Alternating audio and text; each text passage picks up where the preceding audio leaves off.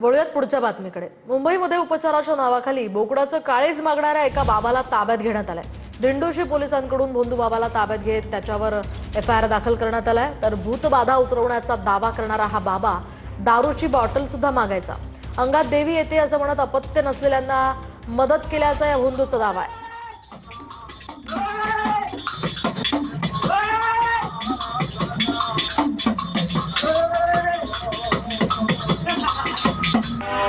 की जय मात की जय मात की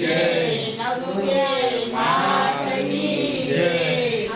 एका भोंदू बाबाला तुम्ही अटक केले आहेत, खरं प्रकरण काय आहे, कशा प्रकारे हा लोकांसोबत फसवणूक करत होता, काय सांगणार? रिदम अशोक पंचाळ नावाचा 37 वर्षाचा तरुण आहे।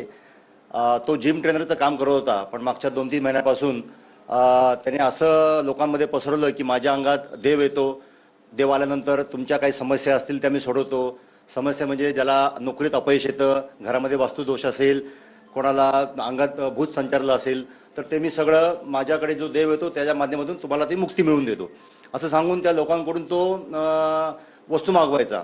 त्या वस्तूमध्ये बकऱ्याचं काळीज, लिंबू, काळे तीळ, स्मशानातील राख असे काही पदार्थ वस्तू तो मागवायचा आणि त्या वस्तू तो अंगात देव आल्याचं भासून त्या लोकांच्या अंगावरून तो त्या वस्तू सगळं उतरवायचा। त्या लोकांनी त्याला सांगितलं की तू हे करतोस ते चुकीचं आहे, त्याच्यामुळे आमच्यामध्ये भीती निर्माण होते, तू हे करू नकोस। तो त्यांना धमकवायला लागायचा की तुम्ही माझ्यामध्ये आलात तर तुमचा मी नाश करेन। रहिवाशी तक्रार घेऊन रितसर गुन्हा दाखल केलेला आहे। त्या बाबाला आम्ही ताब्यात घेतलेला आहे। व्हिडिओ जर्नलिस्ट प्रेम मात्रेसह गोविंद ठाकूर, TV9 मराठी, मुंबई।